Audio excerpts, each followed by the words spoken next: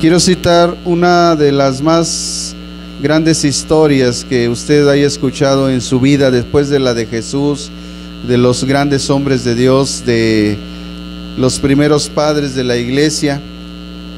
Existe la historia de D.L. Moody. Dicen que después de los apóstoles, más de medio siglo después de su muerte, los creyentes se refieren más a él que cualquier otra persona. Es el célebre conquistador de las almas.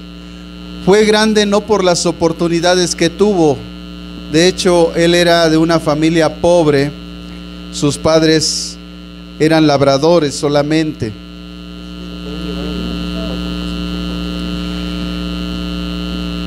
Y en esas circunstancias de vida, siendo él el sexto en medio de 9 hermanos, así fue como él creció.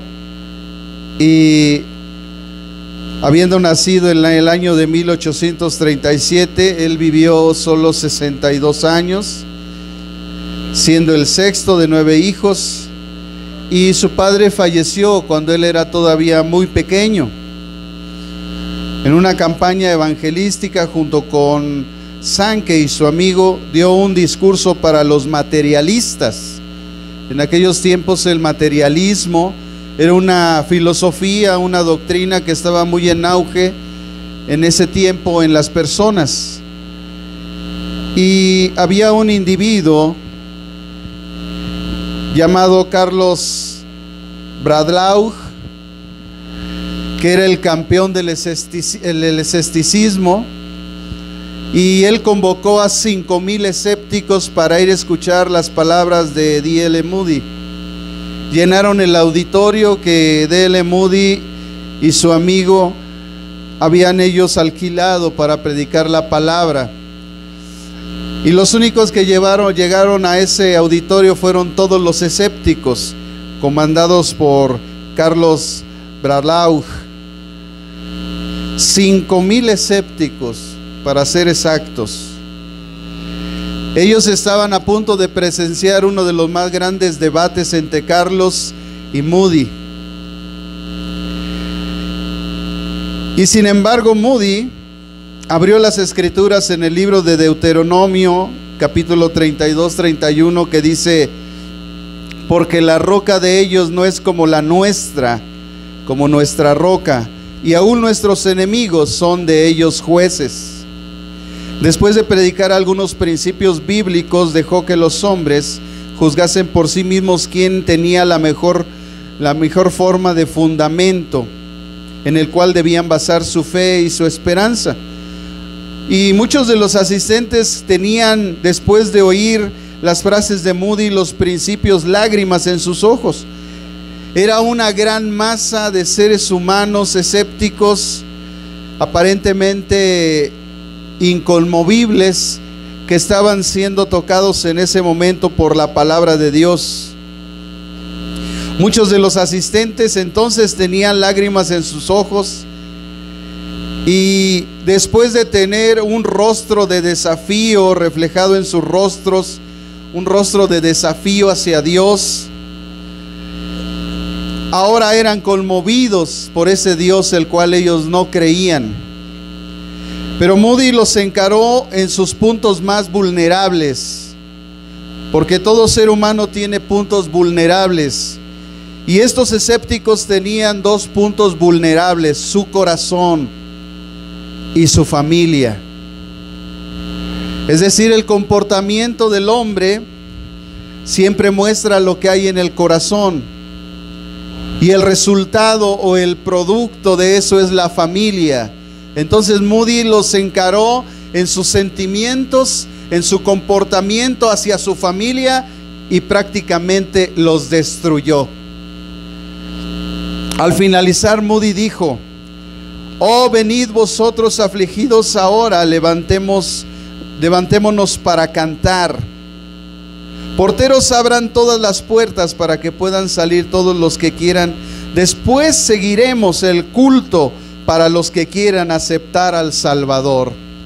Esas fueron las frases de Moody. No parecen muy excepcionales, muy carismáticas, muy conmovedoras, pero detrás de las palabras de Moody, como detrás de cualquier predicador que es guiado por el Espíritu, era el Espíritu Santo el que con voces conmovibles hablaba a todo el público. Pensó en ese momento Moody que todos los hombres saldrían corriendo y no escucharían ni se quedarían al culto. Sin embargo, los 5,000 hombres se quedaron sentados y al iniciar Moody el culto se pararon y cantaron las alabanzas del Señor. Moody explicó las 4 palabras. Las 4 palabras que son básicas en la vida de un ser humano antes de venir al Señor: recibid, creed, confiad y aceptar al Señor. Al escuchar la explicación, todos sonrieron y Moody dijo: ¿quién quiere recibirlo? Solo tienen que decir quiero. Solo 50 personas de los 5,000 respondieron quiero y pasaron al frente. Uno dijo: yo no puedo. Y Moody dijo: bien has dicho. Si escuchaste bien, ahora puedes. Porque Moody estaba enseñando uno de los principios más grandes en la teología, que en el ser humano hay una incapacidad para recibir a Jesucristo. Es solamente por la misericordia y la gracia de Dios que una persona puede venir a los pies de Cristo.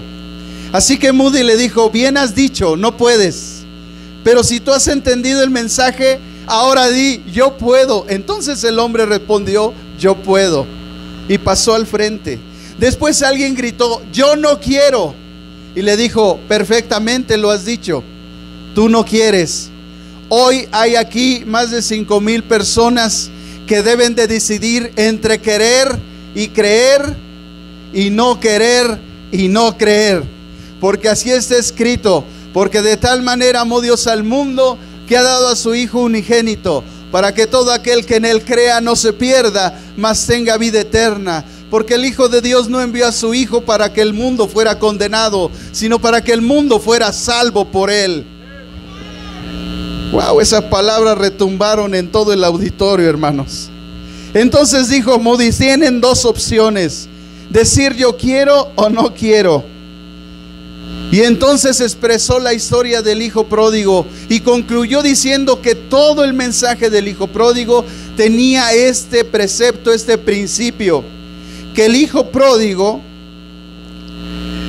lo único que tuvo que hacer es ser gobernante de su voluntad para decidir regresar con su padre. Y eso es lo que todo ser humano, es lo único que debe de hacer: tener en su voluntad regresar al Padre que está en los cielos. Otro se levantó y dijo: no quiero. Y Moody lo interrumpió diciendo: gracias, Padre, porque no hay aquí nadie que no haya querido. Y en ese momento toda la multitud, llena del Espíritu Santo, se volcó al frente y recibió a Jesucristo como Señor y Salvador de su vida. El Espíritu Santo, hermano, es el único que puede motivar nuestros corazones para recibir al Señor de la gloria. En nosotros no ha habido ninguna virtud, hermanos. Ha sido Dios en nuestros corazones, ha sido su misericordia y su gracia los que nos ha vuelto nuevamente al trono de la gloria. No fueron nuestras capacidades, ni nuestra vida siquiera, nuestras buenas obras. Ha sido la misericordia y la gracia de Dios. Porque así dice la Escritura: tendré misericordia del que quiera tener misericordia, y me compadeceré del que yo me compadezca. Así es que todo lo que estamos aquí, estamos agradecidos con Dios. Amén. Porque tal vez no podemos escuchar un mensaje de L. Moody, pero tenemos algo más valioso: la palabra de Dios que vive y permanece para siempre. Amén.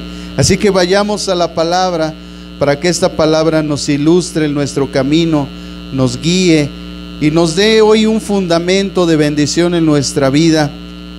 Y yo sé que hay muchos acontecimientos, yo sé que hay muchas situaciones en esta vida y están sucediendo cosas y se anuncian virus y no sé qué tantas cosas, amados hermanos, pero nosotros no predicamos bajo las circunstancias de este mundo. Nosotros predicamos la palabra de Dios, y que sea Dios el que aliente nuestros corazones, consuele nuestro espíritu, nos dé esperanza y nos llene de gracia, de poder en el Espíritu Santo para seguir viviendo esta vida. Así es que, amados hermanos, como había yo dicho al principio, el tema de hoy se llama tristeza para salvación. ¿Cuántos de nosotros, amados hermanos, no hemos sentido de alguna forma en esta vida tristeza por algo? Todos, sin duda. Desde la niñez incluso, interinamente, desde que éramos pequeños, aunque no teníamos la conciencia desarrollada, nos entristecimos. Crecimos, nos desarrollamos, vivimos la vida, pasamos la infancia, la adolescencia, la juventud. Algunos de ellos estamos en estas etapas. Otros ya llegamos a la adultez, somos padres de familia y siempre ha habido una causa para entristecernos. Pero Pablo, en el pasaje de 2 Corintios capítulo 7, versículo 10, que es el tema principal de este capítulo 7, nos dice estas palabras: la tristeza que es según Dios produce arrepentimiento para salvación, de lo cual no hay que arrepentirse. Pero la tristeza del mundo produce muerte. Léalo nuevamente. La tristeza que es según Dios produce arrepentimiento para salvación, de lo cual no hay que arrepentirse. Pero la tristeza del mundo produce muerte. Amados hermanos, después de exhortar Pablo a los corintios a limpiarse de toda contaminación de carne y de espíritu, de la cual vimos la semana pasada que era a causa de unirse en yugo desigual con los incrédulos, lo cual dijimos que en el libro de Deuteronomio, en el capítulo 22, versículo 10, se hablaba de un principio en el cual no podían poner un burro con un buey a arar la tierra, porque eso era desigual y no era algo parejo, y había problemas, ¿verdad? Que nosotros, que a veces en este tiempo necesitaríamos estudiar esa cuestión, ¿verdad? De la gente que está arando el campo, y por qué no ponen esas cosas, ¿no?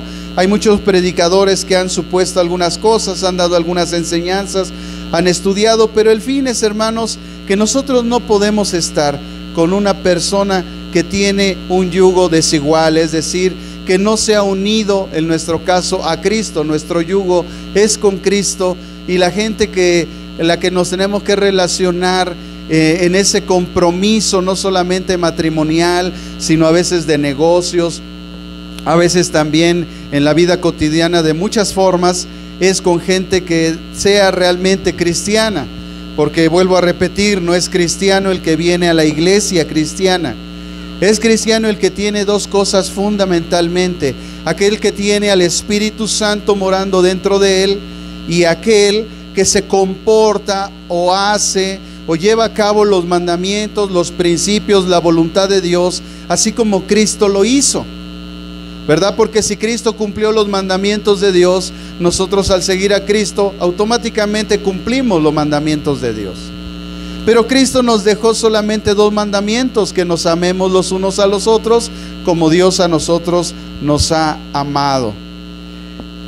Entonces, después de darles esas explicaciones que están en el versículo 14 y 16 de la segunda carta a los Corintios, bajo la premisa de que somos templo del Espíritu del Dios viviente, o somos templo del Dios viviente.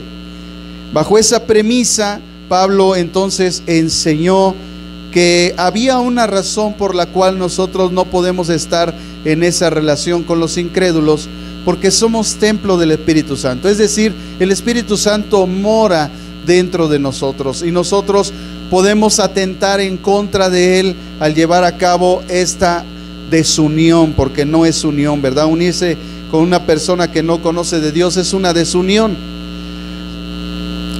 Entonces, de acuerdo a lo dicho por el Señor, ¿verdad? Que el Señor había dicho, Pablo hace una mención en el versículo 16 de algunos pasajes que el Señor había dicho en Levítico 26:12, Jeremías 32:38 y Ezequiel 37:27, cuando dijo: habitaré y andaré entre ellos, yo seré su Dios y ellos serán mi pueblo.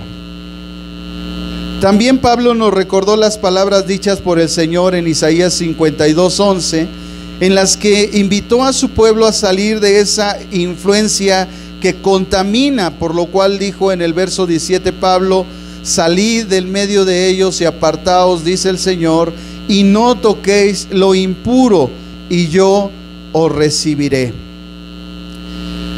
Después Pablo, hermanos, mencionó las palabras de 2 de Samuel 7:14 y Isaías 43:6 en el verso 18, cuando dice Pablo: y seré para vosotros padre, y vosotros me seréis hijos e hijas, dice el Señor Todopoderoso. Si nosotros vemos la secuencia de las palabras que Pablo expresó en este pasaje y que tomó de varios pasajes de la Biblia, haciéndolos vivos en esa generación, y hoy a través de la inspiración del Espíritu Santo en la palabra viva escrita en esta sagrada Biblia, nosotros hoy podemos ver, amados hermanos, esa secuencia de lo que Dios pide de nosotros. Dios ha prometido habitar en nosotros, andar entre nosotros y ser nuestro Dios. Y además dice la Escritura: ellos serán mi pueblo. Por eso decimos que un cristiano es aquel el cual tiene al Espíritu de Dios dentro de él. Después dice que hay una invitación que a todo ser humano se le hace, que debe de salir del medio de esas contaminaciones de carne y de espíritu y apartarse de esa contaminación, así lo dice el Señor. Por lo cual también dice: no toquéis lo impuro o lo inmundo, así como Malaquías 2:10 lo dice. Y dice después: y yo lo recibiré. Es decir, una traducción bíblica original del griego dice: los admitiré dentro. Es decir, que Dios nos abre las puertas de su presencia para estar con Él todos los días de nuestra vida. Por lo cual dice también en el verso 18: y seré para vosotros, ¿qué? Padre. Vean cómo, hermanos, cuando una persona no ha dejado la contaminación de carne y de espíritu, no puede tener ese vínculo familiar entre Dios como Padre y Él como Hijo. No hay esa comunión. Por lo tanto, Pablo nos deja claro que nosotros debemos renunciar a toda contaminación de carne y espíritu al unirnos en yugo desigual, para que podamos entonces tener ese vínculo de Padre. Por eso dice: y seré para vosotros Padre, y vosotros me seréis hijos e hijas. Dice ¿quién? Fíjense quién firma: el Señor Todopoderoso. Por lo cual dice Pablo en el capítulo 7, verso 1: así que, amados, puesto que tenemos tales promesas, esas promesas que Dios nos ha hecho, de que Él va a habitar con nosotros, va a andar entre nosotros, nos será por Dios, nosotros seremos su pueblo, será para nosotros Padre, nosotros seremos hijos. Si tenemos esas promesas, dice: limpiémonos de toda contaminación de carne y de espíritu, perfeccionando la santidad en el temor de Dios. Es decir, lo que mueve que nosotros salgamos de la contaminación de carne y de espíritu por causa de estar en yugo desigual es tener temor de Dios. Qué importante entonces, amados hermanos, es tener el temor de Dios en nuestra vida.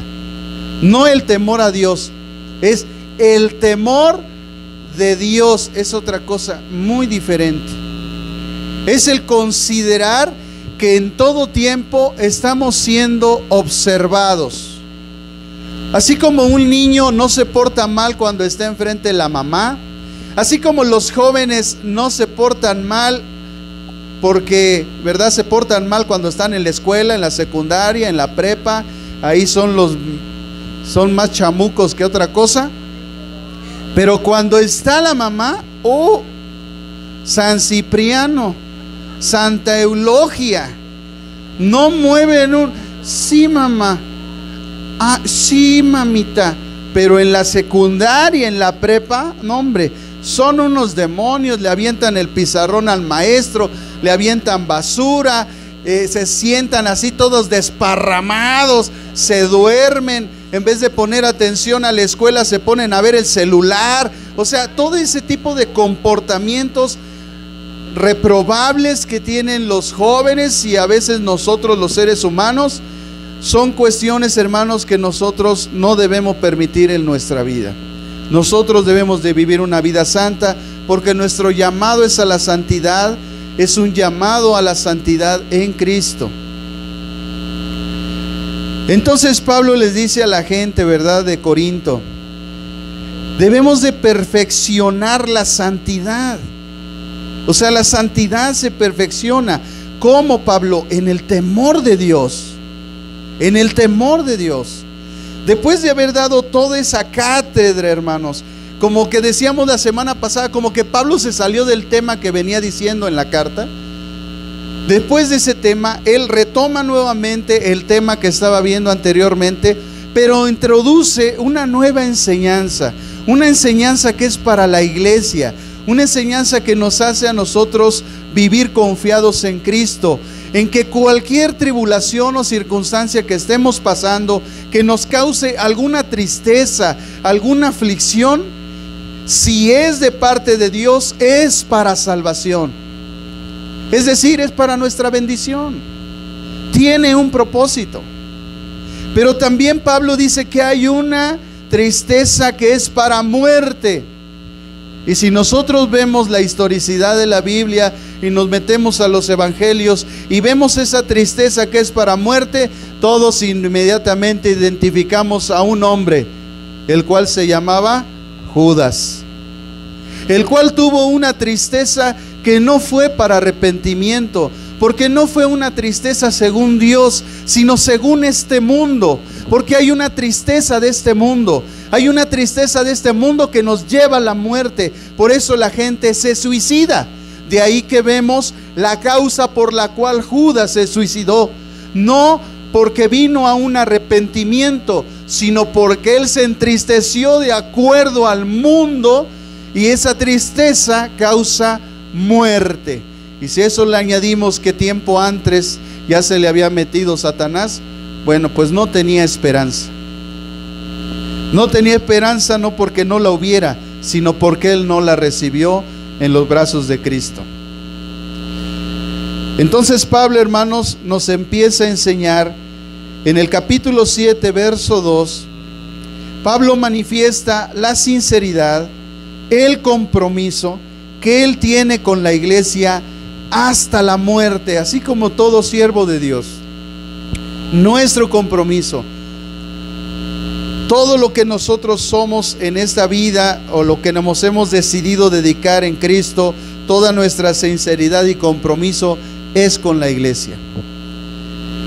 Entonces Pablo les dice estas palabras: admitidnos, a nadie hemos agraviado, a nadie hemos corrompido, a nadie hemos engañado.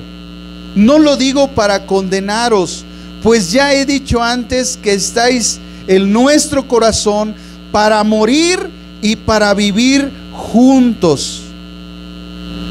Mucha franqueza tengo con vosotros, mucho me glorío con respecto a vosotros. Estoy lleno de consuelo y sobreabundo de gozo en medio de todas nuestras tribulaciones. No dice sus tribulaciones, dice nuestras tribulaciones. Es decir, que todos estamos pasando tribulaciones de una forma o de otra. Es decir, amado hermano, en la situación que te encuentras, no estás solo. Todos tenemos diferentes tribulaciones y circunstancias, pero todos estamos pasando. Porque si nosotros vemos al pueblo de Israel, cuando entraron al desierto, entraron todos. Todos recibieron el maná, todos recibieron el agua viva, todos caminaron bajo la nube, todos fueron guiados por la llama de fuego. El Señor les dio codornices, comieron todos hasta atascarse. Todos.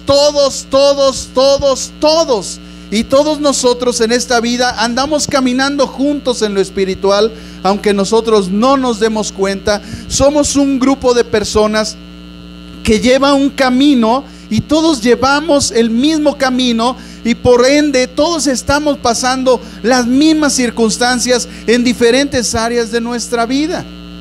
Es imposible que alguien diga: no, yo no tengo ninguna circunstancia. ¿Quién sabe? Porque si todos estamos en el mismo camino, es lógico pensar que todos pasemos las mismas circunstancias de la misma manera que el pueblo de Israel lo pasó. Así es que no es lo mismo padecer solo que padecer juntos. Y si padecemos juntos, y si a eso le añadimos que si Dios es con nosotros, ¿quién contra nosotros? Y si tenemos el entendimiento que Él prometió estar con nosotros, ¿hasta cuándo? Hasta el fin del mundo. ¿Ya se acabó el mundo? No. Entonces dile al que está a tu lado: Cristo está contigo.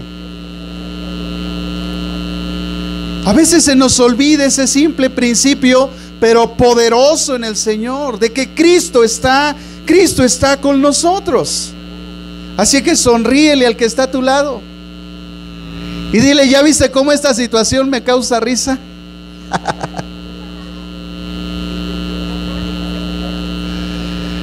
Sí, ya se le quitó, ¿verdad? La cara de naranja aplastada. Ya como que algo fluyó en su corazón. Espíritu Santo, tómalos, porque a veces no entienden las cosas. En el verso 5 al verso 7, Pablo da testimonio de la fidelidad de Dios en sus pruebas. Porque si hay algo que tú y yo no podemos dejar de entender, es que Dios es fiel. Y entonces Pablo dice estas palabras. Escuche las palabras de Pablo en el verso 5. Cuando vinimos a Macedonia, ciertamente ningún reposo tuvo nuestro cuerpo, sino que en todo fuimos atribulados, de fuera conflictos y de dentro temores. Pero Dios, que consuela a los humildes, nos consoló en la venida de Tito, no solo en su venida, sino también con la consolación con que él había sido consolado en cuanto a nosotros, haciéndonos saber vuestro gran afecto, vuestro llanto, vuestra preocupación por mí, de manera que me regocijé aún más. Amados hermanos, Pablo le enseña a la iglesia que cuando nosotros estamos pasando situaciones, siempre hay alguien cerca de nosotros. En su caso fue Tito, que confortó a Pablo y lo consoló, porque le dijo: mira, Pablo, yo sé que tú estás pasando situaciones, estás siendo perseguido, no has tenido descanso, pero ¿sabes qué? Tengo una buena noticia, que la iglesia de Corinto ha respondido a tu carta. Y ellos los he visto con mis propios ojos, porque Tito fue enviado a Corinto con la carta. Y entonces él vino y le dijo a Pablo: ¿sabes qué, Pablo? La iglesia, al saber lo que tú pasabas, lloró contigo, pidió por ti y se unió contigo en tu tribulación y en tu circunstancia. Amados hermanos, porque cuando nosotros tenemos situaciones, Dios siempre envía a alguien que nos traiga buenas noticias. Todo en la televisión, en los periódicos, en todos lados son malas noticias. Pero ¿sabe? Si hay algo que es el evangelio, la palabra evangelión significa buena noticia. Por lo tanto, una de las partes fundamentales de la predicación del evangelio es que tú y yo recibamos, en medio de todo lo que estamos hablando, una buena noticia. Y la buena noticia, amados hermanos, que Pablo recibió es que la iglesia lo apoyaba, es que la iglesia estaba con él. Es que la iglesia estaba preocupada por él. ¿Y tú cómo te sientes cuando estás en el hospital y llega la gente y llega uno y te visita? Y llega otro y te visita. ¿Y cómo está, hermano? Estamos orando por usted. Hermano, te llega un mensaje: hermano, oro para que se recupere. Y te llega otro mensaje: hermano, ¿necesitas algo? Y todo ese cobijo, todo ese consuelo es lo que levanta a los hijos de Dios. Es lo que Dios ha puesto cerca de nosotros. Porque siempre, siempre, siempre el Espíritu Santo motiva a alguien que esté contigo. No estás solo. Dile al que está a tu lado: no estás solo. ¿Sabe por qué Judas también se suicidó? Porque se vio solo. Porque volteó y no había nadie con él. Porque cuando Pedro lo negó 3 veces al maestro, salió de ahí corriendo, se escondió y fue hallado por los demás discípulos. Se juntaron de nuevo, porque en pasajes posteriores vemos que ya estaban otra vez todos juntos. Y su tristeza y su dolor la lloró con sus amigos, con sus compañeros, con sus parientes, con los que estaban con él siguiendo a Cristo. Por eso cuando tú te sientes solo, cuando tú, joven, dices: no sé qué hacer, es que cometí un error. Hay jovencitas que de repente llegan: pastor, estoy embarazada y aquel ya se fue. Cuando tú tienes esas situaciones, cuando tienes esos problemas, cuando tu mente te hace sentir culpable por algo que hiciste en contra de Dios, sabe una cosa, joven: no estás solo. No estás solo en el problema. Lo único que necesitas es compartirlo con alguien. Es que alguien me abusó, compártelo con alguien y ya no estarás solo. Ya hay alguien que comparte tu situación. Por eso el diablo se encarga de separar al matrimonio, porque cuando la mujer se siente sola, cuando el esposo se siente abandonado, los separa para que estén solos, pero se les olvida el principio de que ya no son dos, son una sola carne. Y si la mujer está sola o se siente sola, tiene que ir con el esposo y se lo tiene que decir. Y entonces ya no está sola, porque ya compartió con su esposo su situación. Oye, es que yo me he sentido así contigo. Mira, gordo, no, o flaco, pues que aquí le dicen a alguien gordo. Por ahí. Mira, fíjate que me siento así. Porque cuando el diablo separa a la pareja, la mujer empieza a buscar a alguien que la escuche. Y como no falta el acomedido, como no falta, ¿verdad?, el aprovechado, el que no pudo mantener una familia pero quiere mantener otra, el que trató mal a una mujer y se divorció y ahora quiere otra.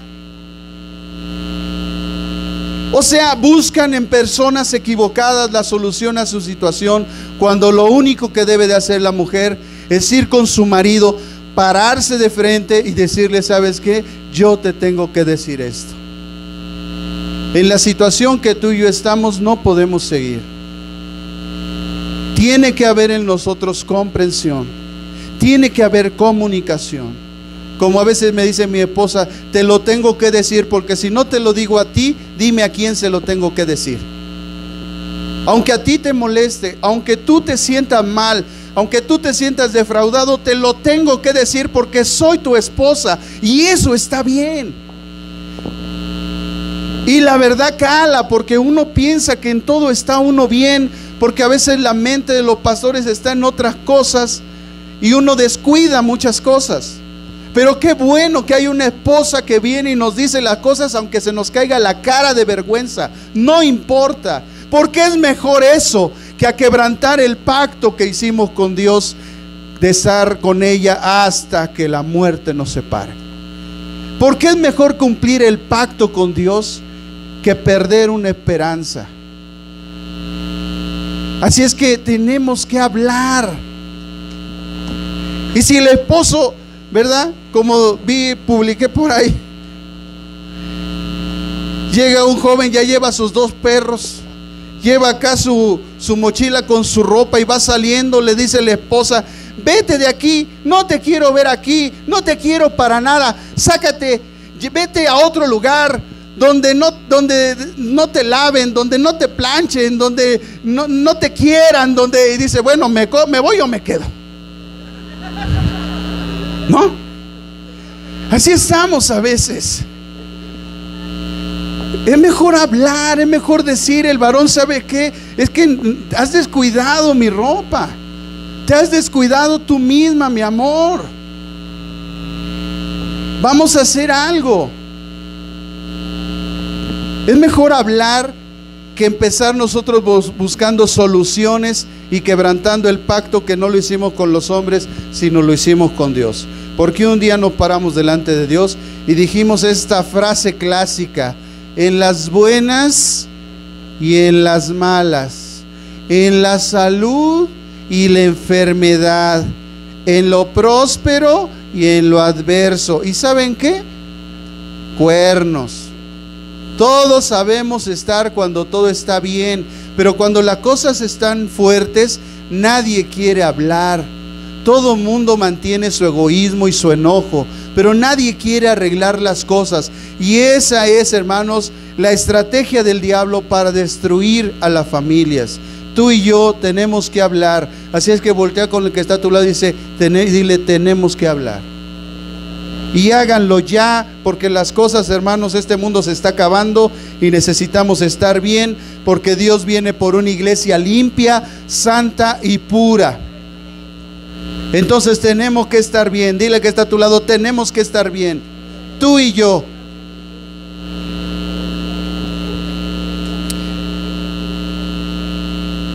Siempre hay alguien cerca de nosotros, hermanos.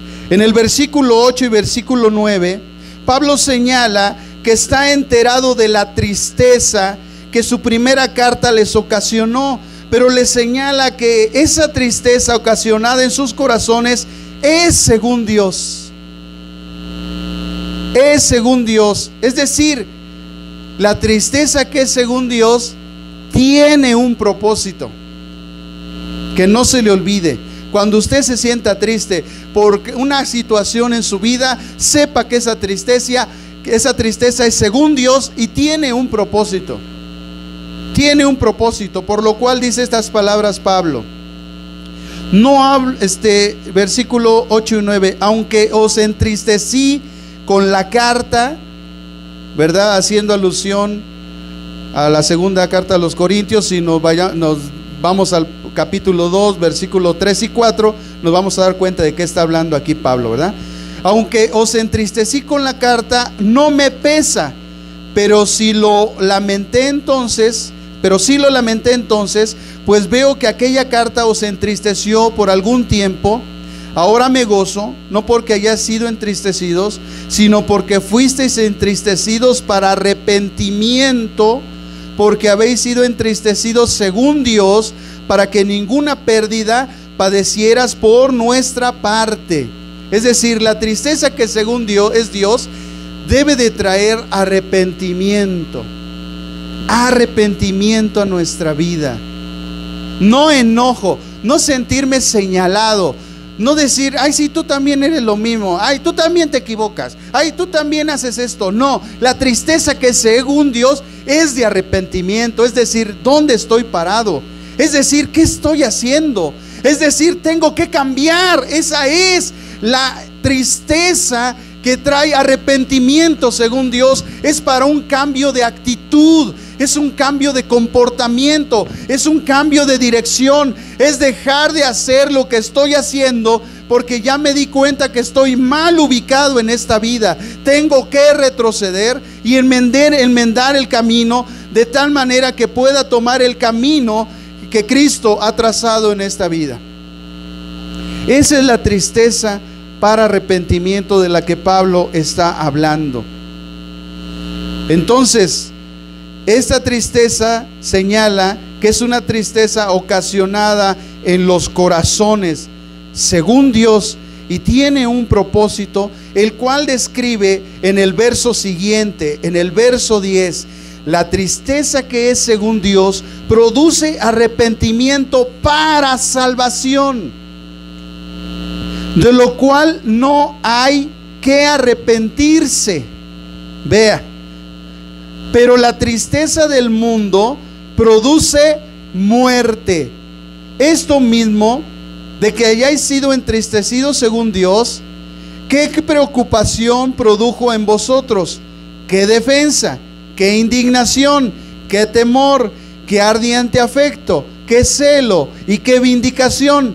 En todo os habéis mostrado limpios en el asunto.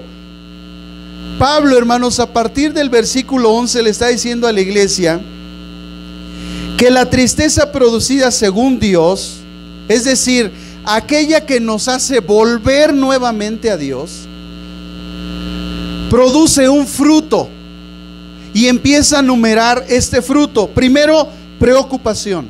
Vea, preocupación, que es la conversión o el experimentar dolor por lo que se nos dice o por lo que se nos está aclarando en el lugar donde nosotros estamos, llámese pecado, llámese desobediencia. En ese sentido, nosotros cuando nos vemos ubicados ahí, esa tristeza que es según Dios, lo primero que causa, el primer fruto que causa es que causa dolor en nuestro corazón.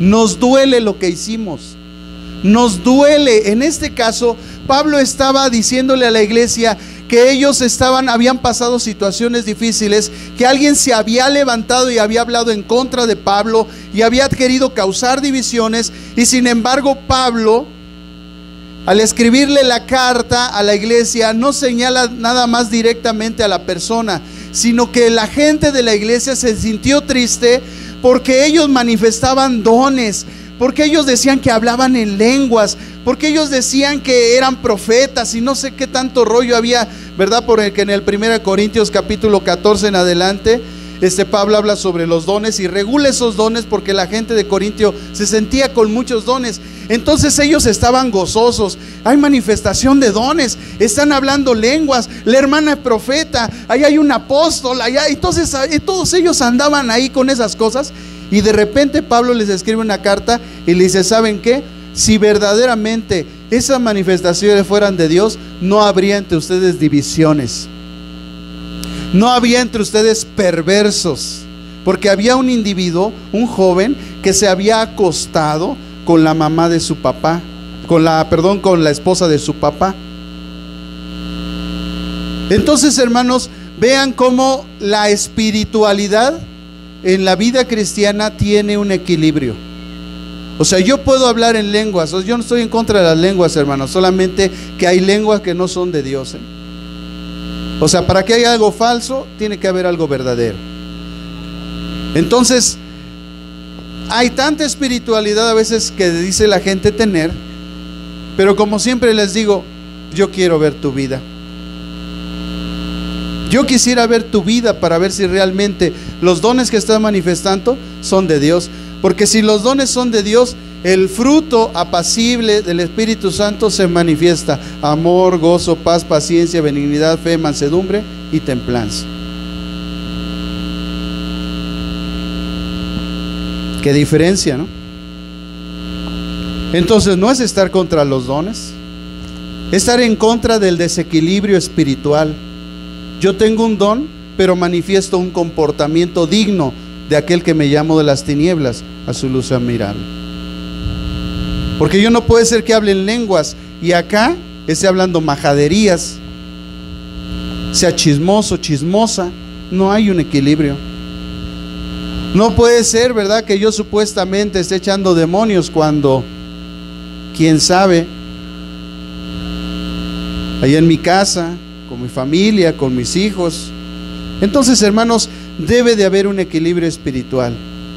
Entonces Pablo lo primero que menciona es que el fruto que produce la tristeza, que es según Dios, es que hay una preocupación, hay un dolor, hay una conversión. Uno dice: no puedo seguir así, tengo que considerar lo que Pablo está diciendo. O sea, la iglesia, al escuchar la carta de Pablo que les fue leída, no hubo gente que se enojó.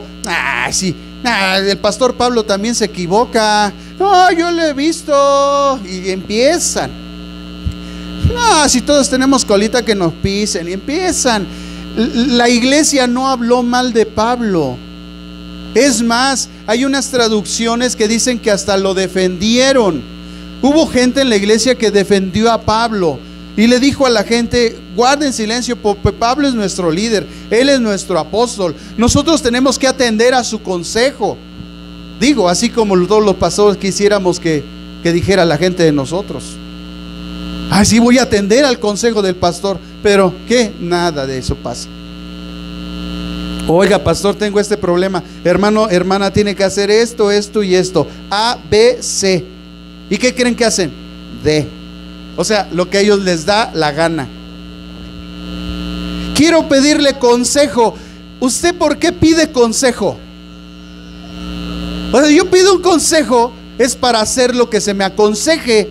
Porque si no voy a hacer lo que se me aconseje, pues entonces no le quite el tiempo a aquellos que verdaderamente quieren un consejo y que verdaderamente van a hacer lo que el líder les va a aconsejar. Entonces por esa causa, como hay mucha gente que no quiere seguir el consejo ni del líder ni del pastor, les importa un cacahuate, se casan con quien quieren. No, pero ya estoy bien delante de Dios, me casé. Así, pero falta otro pequeño detalle: es un incrédulo. No va a la iglesia, ahí lleva un mes. ¿Tú crees que por eso es cristiano? O sea, ¿a quién quieres engañar? O sea, ¿qué hay en tu cabeza? ¿Materia gris o hay otra cosa, para no decir cosas feas?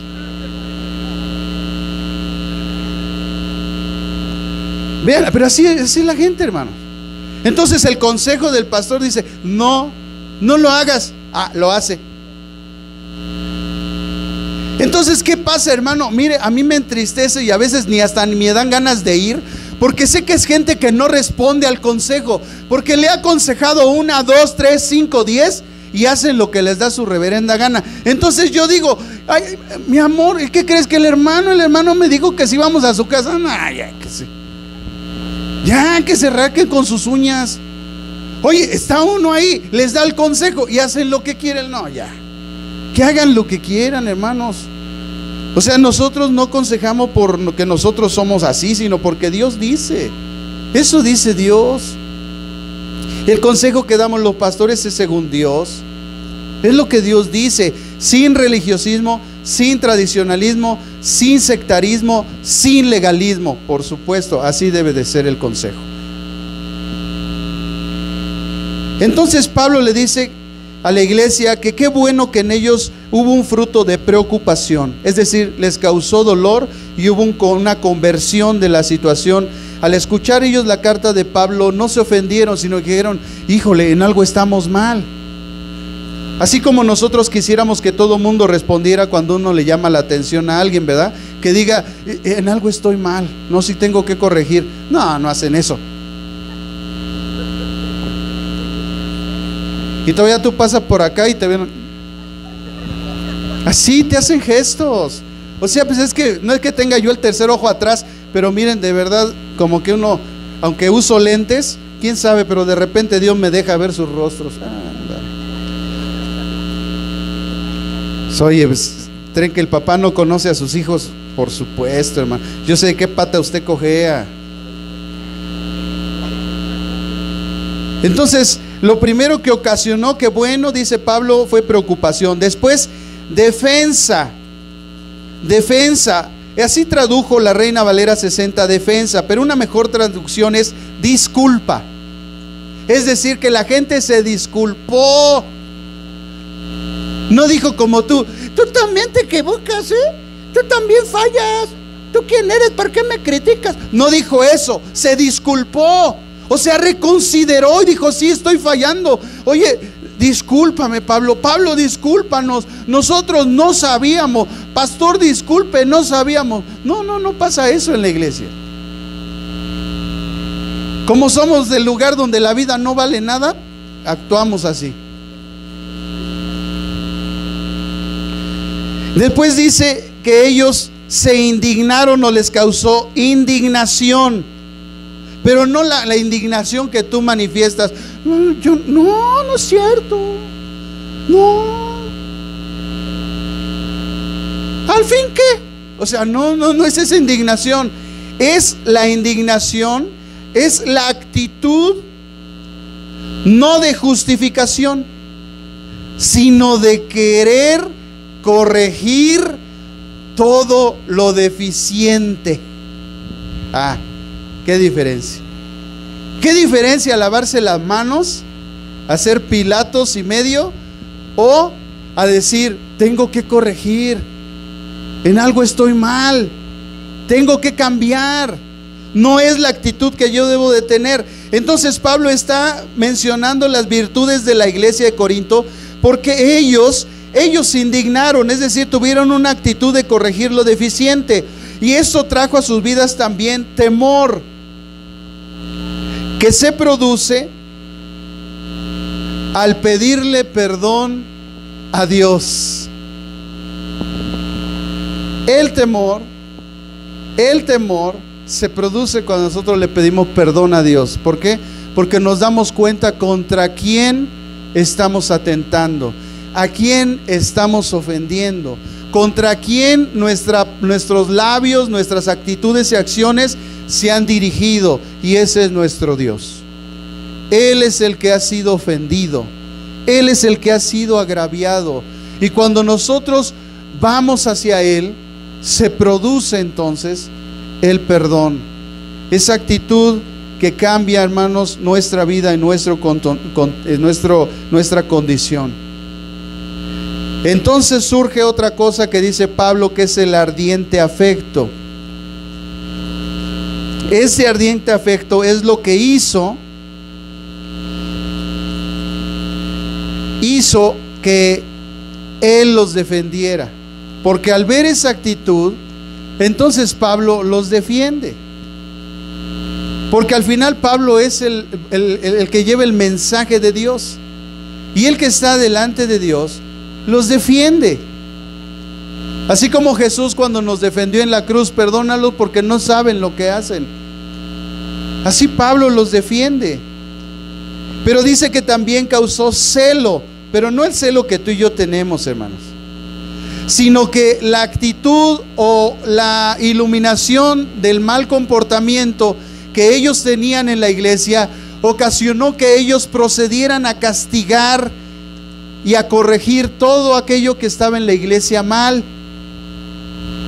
Es decir, cuando Pablo les habló acerca de los dones, no dijeron, estás atentando, Pablo, contra el Espíritu Santo de Dios, aleluya, gloria a Dios. No dijo eso la iglesia.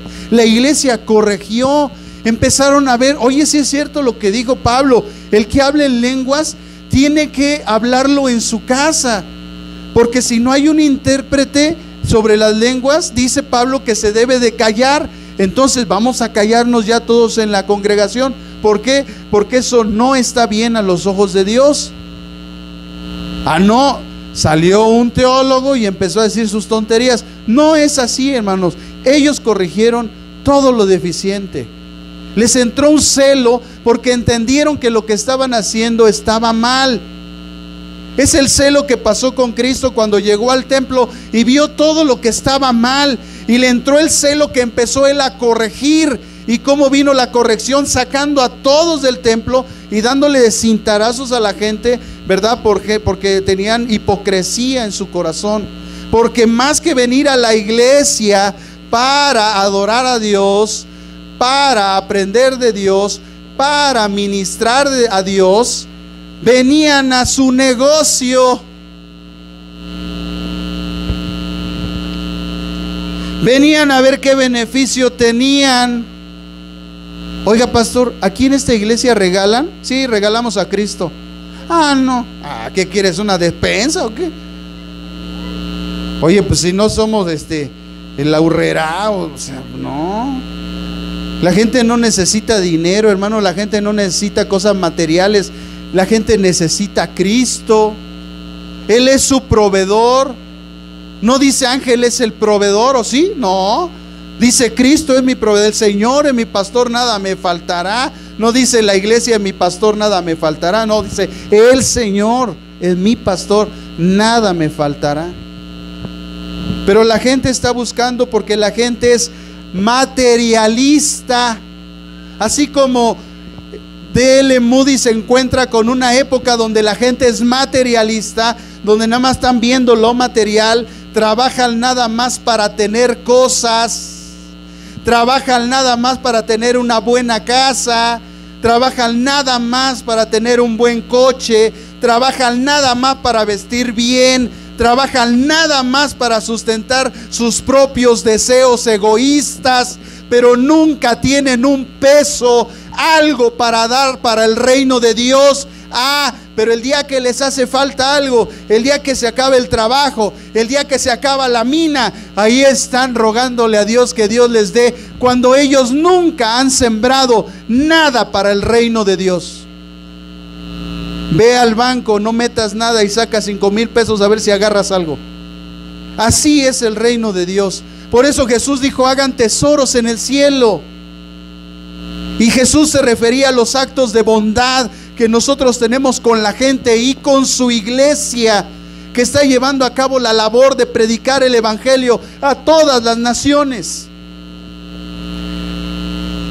Por eso Jesús, a través de Pablo, del Espíritu Santo, viene a Pablo y le dice: el que siembra escasamente cosechará, pero el que siembra abundantemente, entonces hay libertad, ¿no?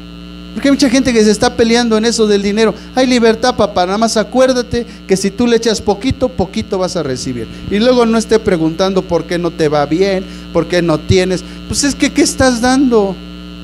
O sea, limosnas, mira, aquí a 3 cuadras se dan. Ahí se dan las limosnas, aquí no. En el reino de Dios, hermano, uno siembra porque uno sabe que Dios es bueno, que Él prospera, que Él bendice. Por eso siembra uno alegremente, no como otros que están ahí. Ya van a pedir. Ya, dale, ¿traes cambio?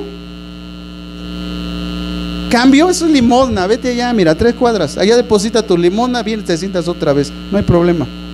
Un día crecerá, madurarás, entenderás. Había un celo, entonces ellos castigaron las circunstancias que estaban mal, que Pablo les había hablado, pero también hubo vindicación, es decir, hubo un cambio de actitud. Ellos cambiaron. ¿Tú qué esperas cuando Dios te habla algo y te dice que tienes que hacer algo? ¿Qué espera Dios de ti? Que cambies. Por eso los 10 mandamientos son trascendentales de la ley de Dios. Amarás al Señor tu Dios con todo tu corazón, con toda tu alma, con todas tus fuerzas, con toda tu mente. ¿Qué espera Dios de ese mandamiento? Que lo ames con todo tu corazón, con toda tu alma, con toda tu mente. Con toda tu mente, no con la mitad de la mente, no con un tercio, no con un cuarto, no con la mitad, con toda tu mente. ¿Y quieres saber qué hay en tu mente? Métete a tu Facebook y ve todo lo que has publicado, y eso es lo que hay en tu mente.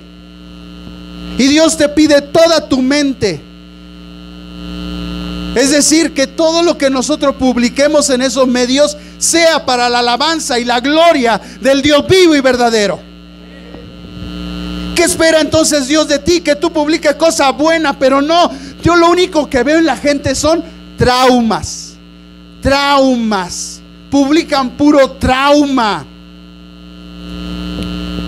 Publican pura sensualidad. Los sensuales, déjame decirte, dice la Biblia, no entrarán en el reino de los cielos. ¿Quiénes son los sensuales? Los que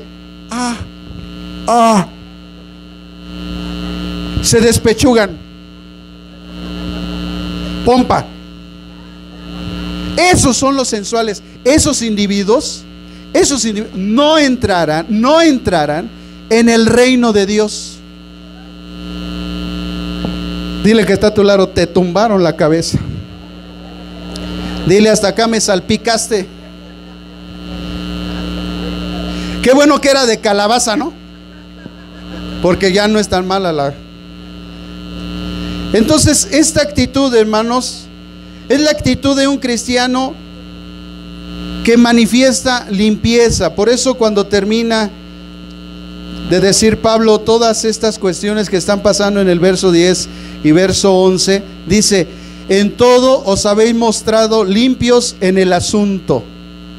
Es decir, al mencionar estas virtudes que tuvo la iglesia, que son la preocupación, la defensa, la indignación, el temor, el ardiente afecto, el celo y la vindicación, dice: cuando yo vi esto de ustedes, iglesia de Corinto, esta actitud es la actitud de los cristianos que manifiesta limpieza. Entonces cualquier otra actitud, hermanos, que no manifiesta eso, pues es pudredumbre. Entonces dice después en el verso 12 al 15, así que aún os escribí, aunque os escribí, no fue por causa del que cometió el agravio, ni por causa del que lo padeció, sino para que se os hiciera evidente la preocupación que tenemos por vosotros delante de Dios. Por eso hemos sido consolados en vuestra consolación, pero mucho más nos gozamos por el gozo de Tito, que haya sido confortado su espíritu por todos vosotros. Si de algo me he gloriado con él respecto a vosotros, no he sido avergonzado, al contrario, así como en todo os hemos hablado verdad, también resultó verdad el haberos gloriado con Tito acerca de vosotros, y su cariño por vosotros es aún más abundante cuando se acuerda de la obediencia de todos vosotros, de cómo lo recibisteis con temor, es decir, y temblor. Me gozo de que en todo tengo confianza en vosotros. Es decir, Pablo hace alusión que al recibir a Tito en obediencia con la carta, después de lo que les escribió, él no lo hizo con la intención de ofenderlos, no lo hizo para atacar a aquel que lo había agraviado, tampoco lo hizo para causarle algún problema al que fue entristecido, sino que Pablo les dice: lo hicimos porque queremos que ustedes sepan que nosotros los apóstoles estamos preocupados por ustedes, que nosotros nos interesamos con ustedes. Y Pablo agradece, ¿verdad? Dice: lo recibieron a Tito con temor y temblor, es decir, con profundo respeto. Esa es la palabra que se debería traducir. Recibieron a Tito con profundo respeto. Y entonces Pablo, hermanos, que está señalando esas palabras a la iglesia, nos hace a nosotros entender, si nosotros leemos una traducción más moderna que nos puede arrojar mejor luz, vamos a entender mejor lo que Pablo estaba diciendo. Dice la traducción Lenguaje Actual, que es una traducción muy buena, dice: cuando escribí la carta no estaba pensando en la persona que hizo el daño, ni quien se lo hizo. Entonces Pablo en este versículo, hermanos, nos muestra su parcialidad que tiene, ¿verdad?, en las situaciones que pasan en la iglesia. Dice: quería que Dios fuera testigo de lo mucho que ustedes se preocupan por nosotros. Esto nos hace sentirnos mejor. Tito está muy contento, pues ustedes lo ayudaron a seguir adelante. Esto nos alegró más todavía. Ya le había dicho a Tito que yo estaba muy orgulloso de ustedes y no me hicieron quedar mal. Al contrario, todo lo que dijimos a Tito fue verdad, como también es verdad lo que dijimos de ustedes. Tito recuerda que todos lo obedecieron y lo respetaron mucho, por eso los quiere más todavía. Me alegro de confiar plenamente en ustedes. No hay nada mejor, hermanos, que un líder de una iglesia vea en la iglesia madurez. Madurez. ¿Sabe cuándo yo me di cuenta que había madurado en el evangelio? Cuando una vez, habiendo sido llamado mi pastor a mi casa para reprenderme, ¿escuchó bien?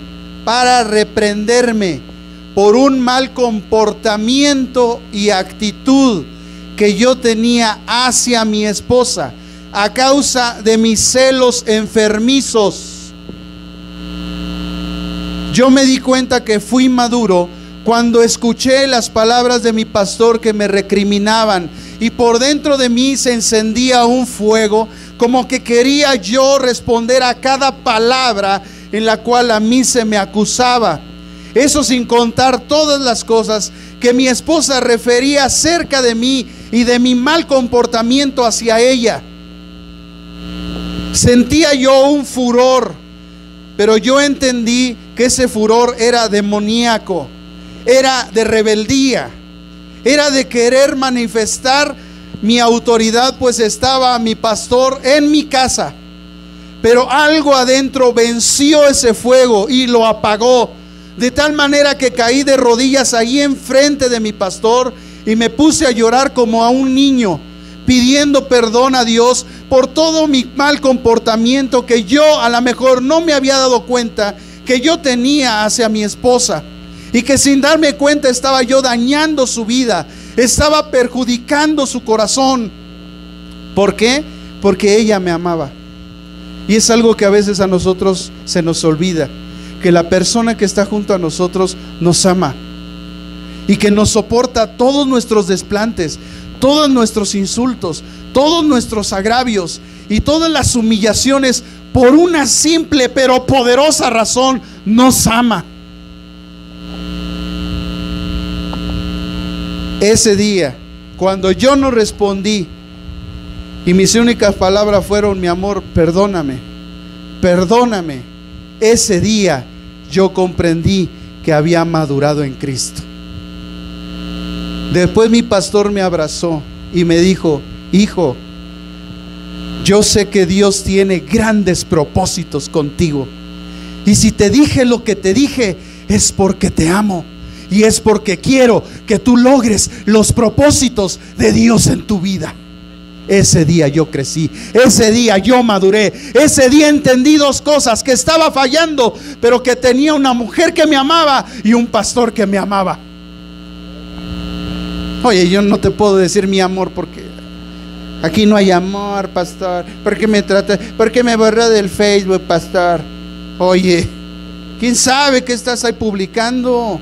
¿Quién sabe cuál ha sido tu comportamiento? ¿Alguien sabe por qué el pastor borraría a una persona de su Facebook?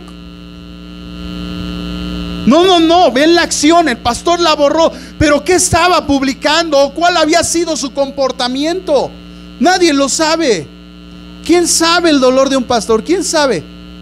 Solo hay una persona, se llama Dios.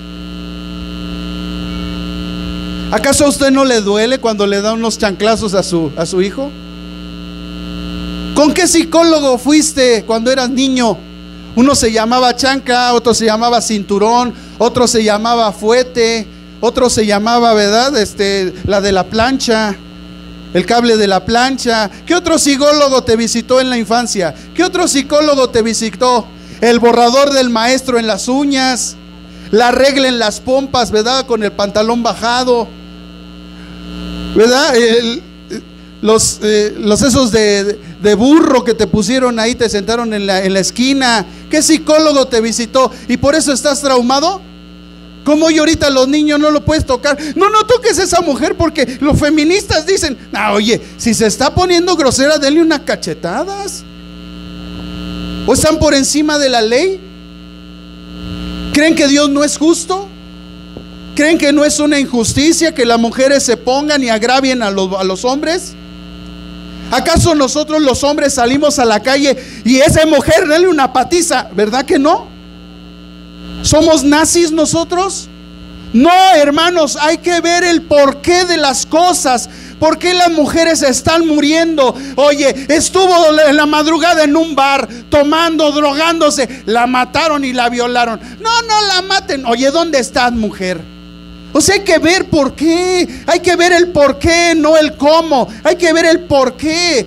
Oye, hija, no vayas a ese lugar. Mira, no llegues tarde. La mataron, la secuestraron. No, ni una más. Pero ¿por qué le pasó eso? Porque se fue de desobediente. Porque su padre le dijo que no fuera a ese lugar. Porque le dijo su padre que llegara temprano y no lo hizo. Oigan, nosotros los hombres no estamos en contra de las mujeres. Nosotros amamos a las mujeres. Es más, una nos engendró y tenemos a otra por pareja. O sea, no hagamos caso a esos pensamientos satánicos que se están metiendo en la mente de la gente. Hay que derribar esos principios satánicos. Porque si fuera como ellas dicen que está haciendo, no, pero ahorita nos paramos todos y agarramos a todas las mujeres, les cortamos su cabeza. Pues sí, y muchos a lo mejor hasta con gusto. Agarró a su suegra, pues cómo no. Ya me la debía, dice aquel, que bueno, gracias, aleluya, pastor, gloria a Dios. No.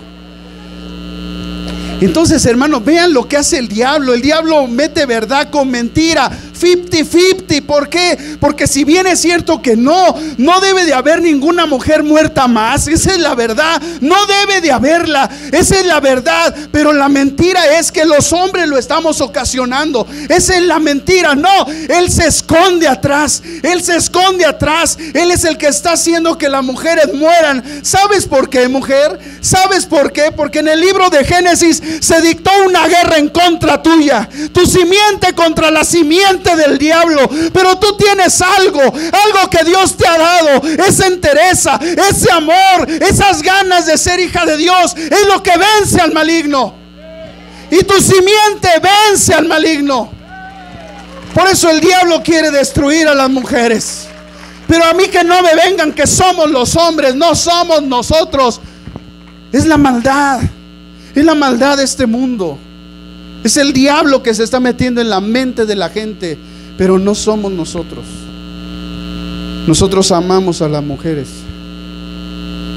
Dios nos ha enseñado a amarlas. Él dijo: amen a sus esposas. Así es que el diablo mentiroso que se vaya a donde un día va a ser mandado al infierno.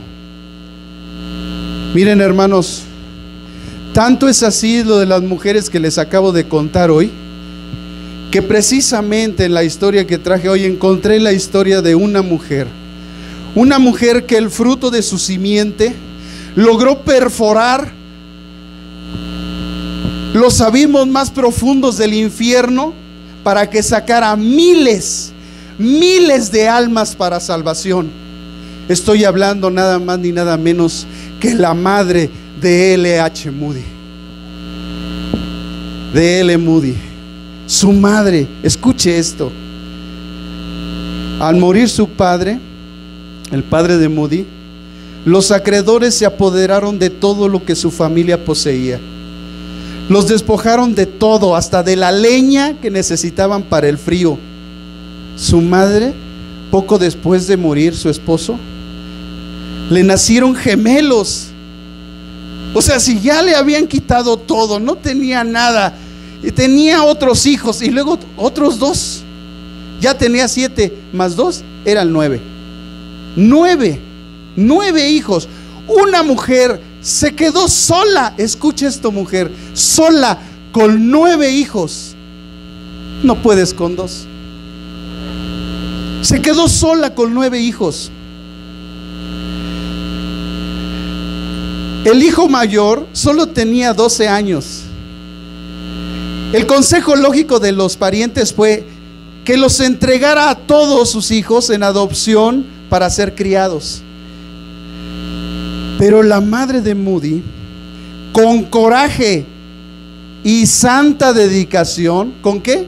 Con coraje y santa dedicación, logró criar a los 9 hijos en su propio hogar, como lo declara Jeremías 49:11. ¿Sabe lo que dice Jeremías 49:11? Deja a tus huérfanos, yo los criaré, y en mí confiarán tus viudas. Wow. Así ella cumplió la palabra dicha por el Señor en Jeremías 49:11. Sus hijos conocieron por el testimonio de su madre al Dios que ella conoció, lo conocieron a él.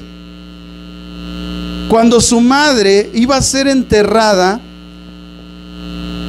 Moody, que era el 6º de los hijos, pasó al frente y dijo estas palabras cuando iba a enterrar a su madre: si puedo contener mi emoción, quiero decir unas palabras. Es un gran honor haber sido hijo de una madre como ella.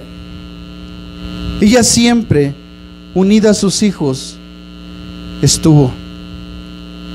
Cuando nosotros nos alejábamos de casa, era para nosotros como un gran sacrificio, pues siempre queríamos estar con esa madre amorosa. Mi padre murió, pero ella siempre con alegría permaneció con sus hijos.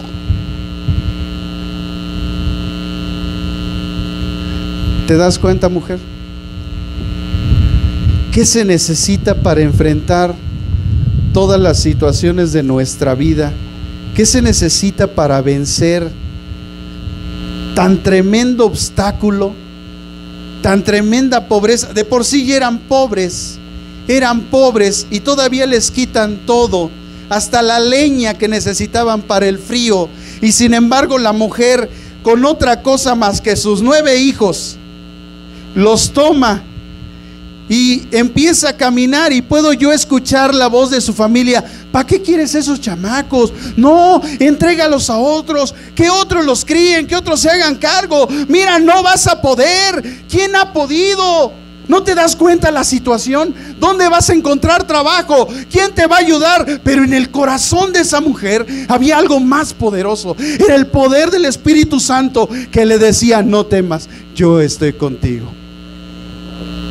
¿Sabes qué, mujer? Lo único que tú tienes que escuchar es esa palabra de Dios: no temas, yo estoy contigo.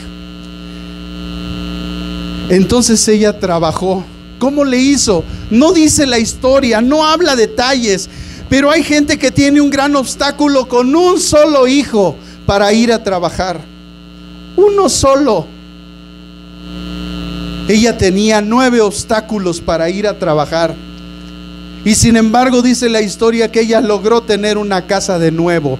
Metió a sus hijos, los educó en la palabra de Dios, les mostró a ese Dios a través de su testimonio. Los hijos vieron a través de ella al Dios vivo y verdadero, cómo la cuidó, cómo la sustentó y cómo ese Dios cuidó a sus hijos, y ella salió adelante. Ese es el tiempo, amadas mujeres, de que ustedes se levanten en el nombre de Jesús y venzan todas sus circunstancias. ¿Sabe por qué? Porque Pablo representa a Dios. Y la iglesia de Corinto precisamente es eso, la iglesia.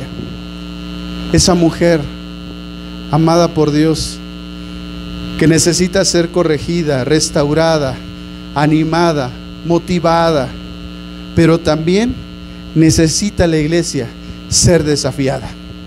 Y solamente una mujer que recibe un desafío de ese tamaño, de esa magnitud, con 9 hijos, sin esperanza tal vez a los ojos de la gente, sin dinero, con la más terrible pobreza, pero con algo que es solamente necesario: la presencia de Dios en nuestra vida. Ella pudo salir adelante, ella no se dejó vencer. Y es más, dentro de esos 9, fíjense exactamente, la 7ª generación, Moody representaba la 7ª generación de su familia. En esa generación, esa mujer pudo levantar al más grande hombre de Dios, del cual se dice que de nadie se habla más en estos tiempos y en los tiempos pasados que de L. Moody. Después de Cristo y los apóstoles, se dice que el que sigue es de L. Moody, el hijo de una mujer valiente, esforzada, que no se dejó vencer por las circunstancias. Por eso yo te vengo a decir a ti, mujer, no me importa la circunstancia que estés pasando. Si tienes a Cristo, todo lo puedes en Cristo que te fortalece. ¿Qué te parece si cierras tus ojos ahí en tu lugar? Porque sí, no se han equivocado. El llamado de esta tarde es para ti, mujer. Este mensaje quiere fortalecer tu vida. Este mensaje tiene el propósito en Dios de decirte cuán grande es tu Dios, que a Él no le importan tus adversidades, pues Él es suficientemente poderoso para vencerlas. Incluso tu soledad. Esa mujer estaba sola y además tenía 9 responsabilidades grandes. El mayor de ellos tenía 12 años. ¿Qué podía ayudar?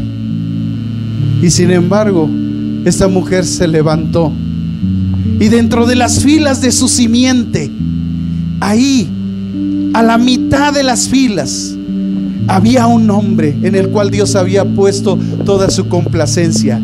se llamaba D.L. Moody, uno de los más grandes predicadores, el gran ganador de almas, lo nombraron. Que estando en un auditorio lleno de escépticos, 5,000, cuando hizo el llamado, dijo: ¿quién quiere? ¿Quién quiere?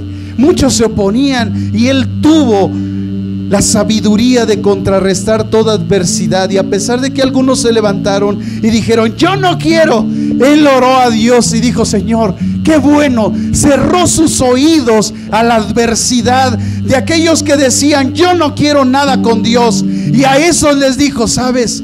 Gracias, Padre, por toda esta gente que está reunida,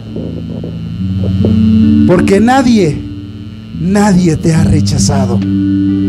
Esa acción de fe hizo que el Espíritu Santo fuera conmovido, no por la gente, sino por las palabras de D.L. Moody, que penetraron a lo más profundo del cielo.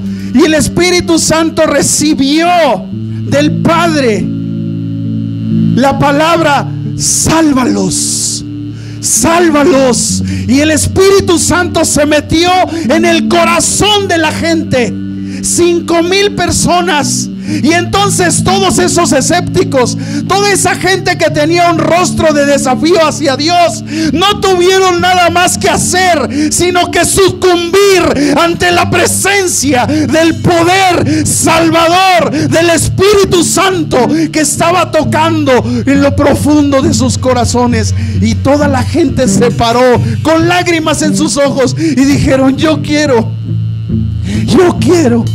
Y recibieron su bendición. ¿Cuántas mujeres hoy en esta tarde dicen: yo quiero, yo quiero?